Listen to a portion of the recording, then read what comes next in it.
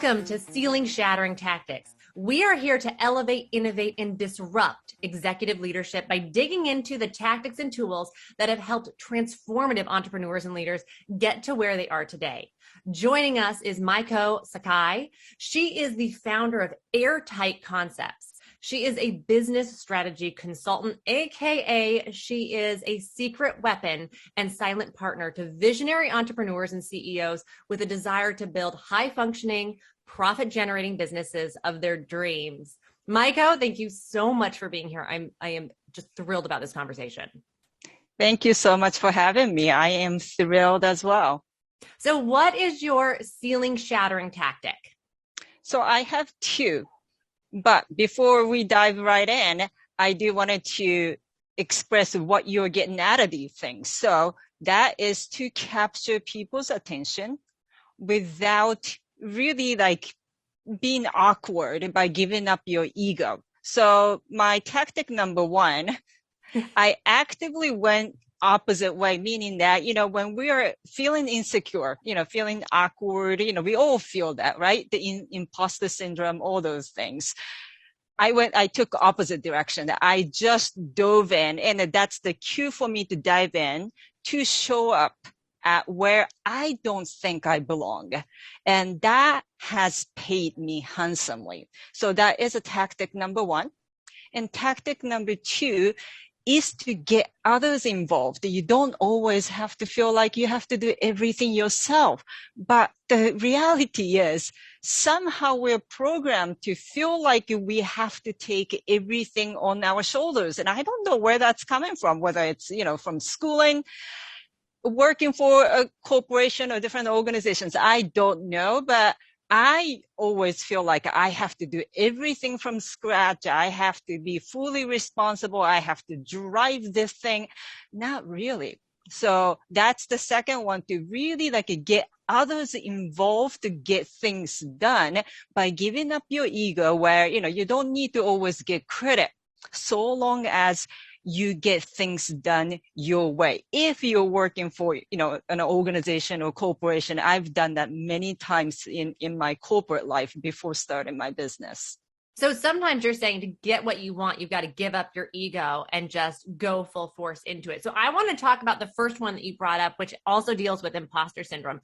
So what you're saying is when you feel that imposter syndrome come on, you need to not take a step back and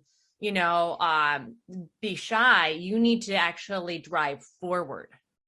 Because what I learned was I was born and raised in Japan. And for the first time I came to the States was when I was 17 as an exchange student. And, I kind of grew up in a fortunate environment where I used to be like a know-it-all teenager. One of those, right? The annoying one. Yeah, I was one of them, right?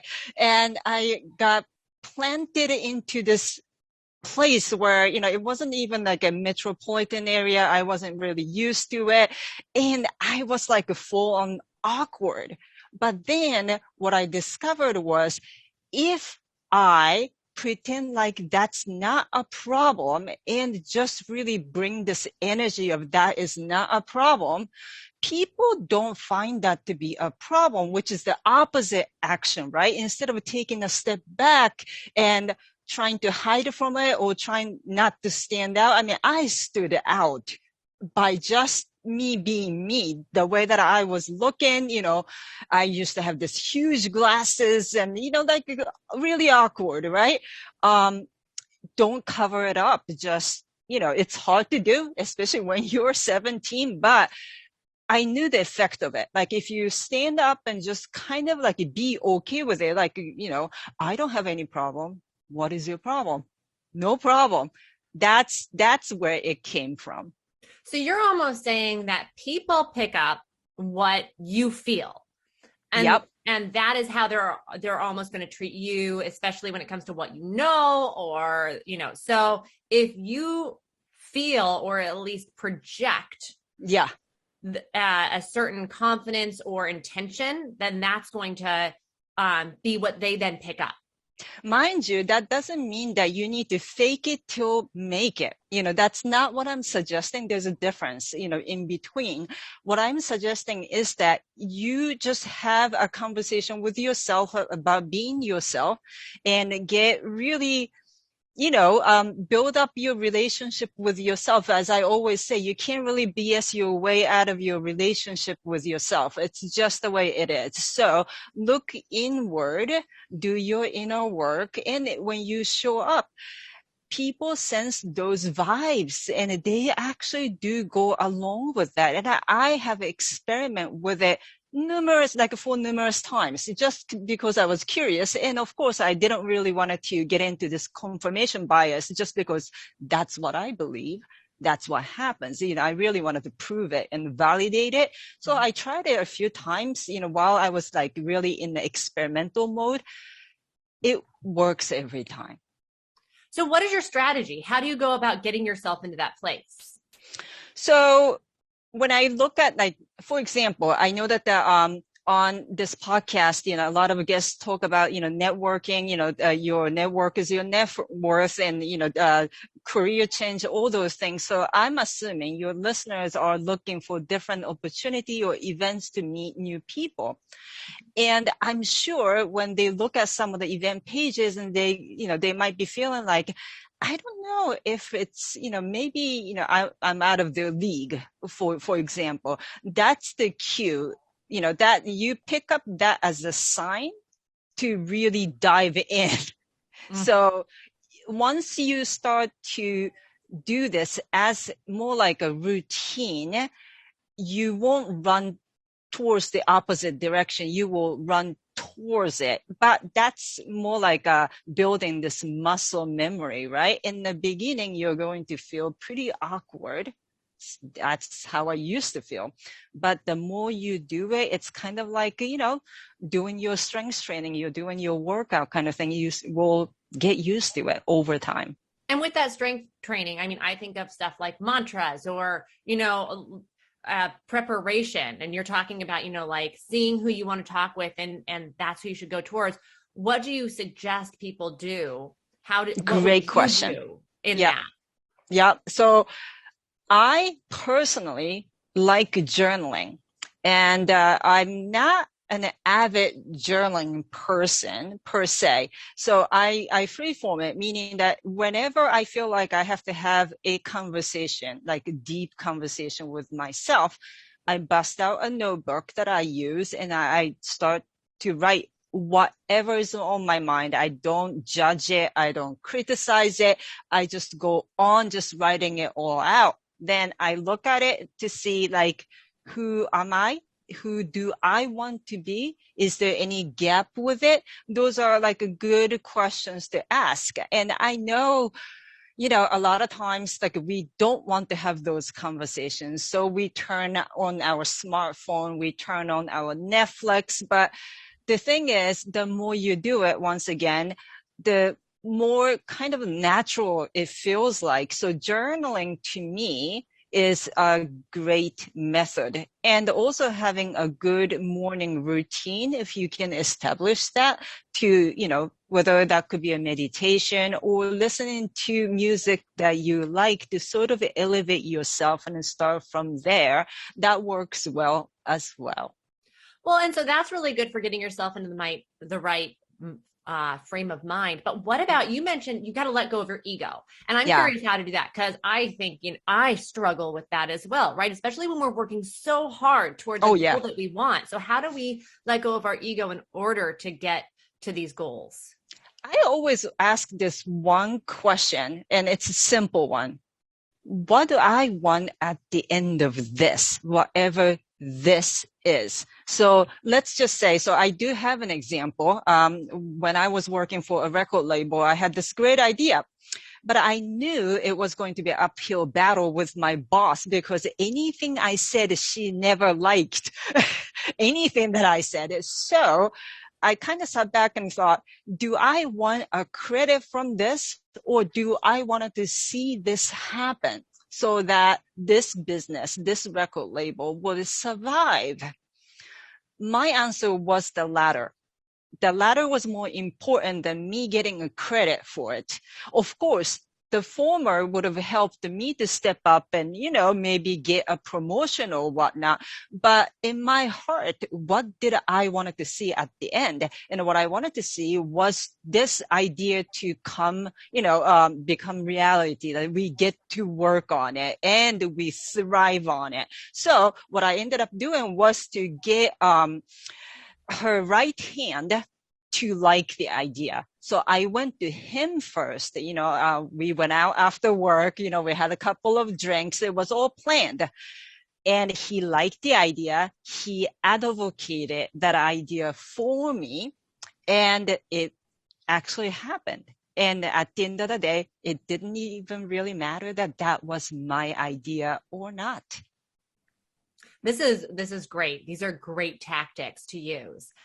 Before we go, I want to do our next segment, which is Dear Future Disruptors. And to do that, I'm going to bring in Anne, who's going to ask you 2 quick questions.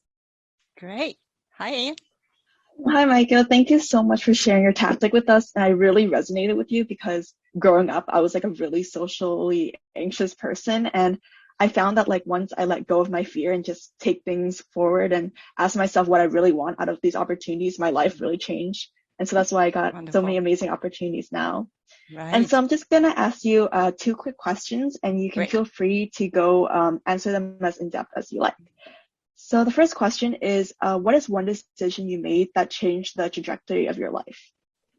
That would be coming to the US when I was 17. I had no idea what to expect. All I thought was that my life was out there beyond these coastlines where I grew up, and I didn't know why, or I had no rational or logical explanation to it, but I did it. And the minute I got on the plane, I regret it immensely.